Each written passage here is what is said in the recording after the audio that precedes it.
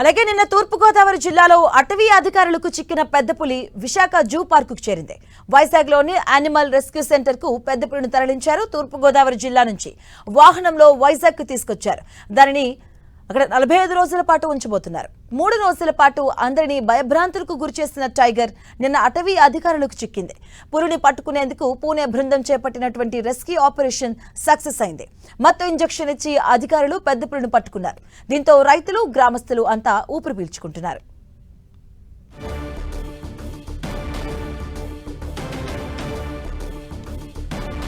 ఇదే అంశానికి సంబంధించిన పూర్తి అప్డేట్స్ మా కరెస్పాండెంట్ విక్రమ్ అందిస్తారు. విక్రమ్,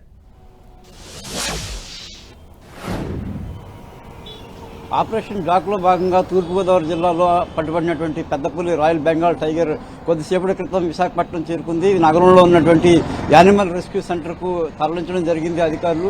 ఇక్కడ మనం చూడవచ్చు, ఇక్కడ యానిమల్ రెస్క్యూ సెంటర్ను ఫారెస్ట్ శాఖ నిర్వహిస్తూ ఉంది. ఇప్పటికే ఇందులో దాదాపు కూడా 15 వరకు పులులు ఇందులో సంరక్షించబడుతూ ఉన్నాయి. దీంతో పాటు ఇప్పుడు తాజాగా ఏదైతే తూర్పుగోదావరి జిల్లాలో పట్టుబడిందో ఆ పులిని కూడా ఇక్కడ సంరక్షణ కోసం తీసుకొచ్చి అధికారులు ఉంచారు. దీనికి సంబంధించి ఏదైతే తీసుకొచ్చిన పులికి సంబంధించి ప్రస్తుతానికి మత్తు ఇంజెక్షన్ ఇచ్చిన కారణంగా అది పూర్తిగా మత్తులో ఉంది.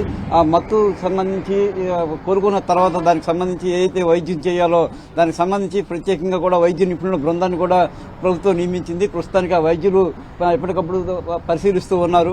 దీంతో పాటు కూడా ఈ 45 రోజుల పాటు ఈ పులి ఈ యానిమల్ రెస్క్యూ సెంటర్లోనే సంరక్షింపబడుతూ ఉంటుంది.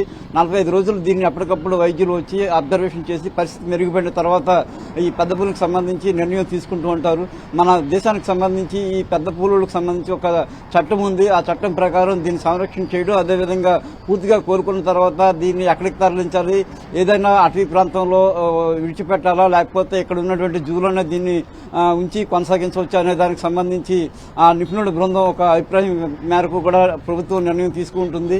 ఎప్పటికైతే ప్రస్తుతం అందుతున్న సమాచారం ప్రకారం అయితే కనుక 45 రోజుల పాటు దీని తాలూకా సంరక్షణ కొనసాగిన తర్వాత పరిస్థితి ఏంటనేది, ఏ రకంగా ఇది కోలుకుంటుంది, దీని భవిష్యత్తు ఎలా ఉండబోతుంది, ఆరోగ్య పరిస్థితులు అన్ని కూలంకషంగా పరిశీలించిన తర్వాత ఈ నేషనల్ టైగర్ కన్జర్వేషన్ కి సంబంధించినటువంటి నిపుణులకు నివేదిక అందిస్తారు.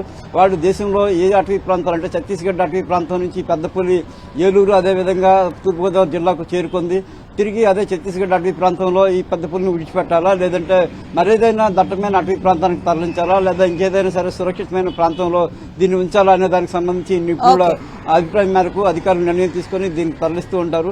అప్పటి వరకు కూడా ఇదే రెస్క్యూ సెంటర్లో దీనికి సంరక్షణ కొనసాగడంతో పాటుగా కూడా ఎప్పటికప్పుడు దానికి అవసరమైన ఆహారాన్ని అది కూడా అధికారులు అందించడానికి విస్తృతమైన ఏర్పాట్లు చేశారు. మాత్రం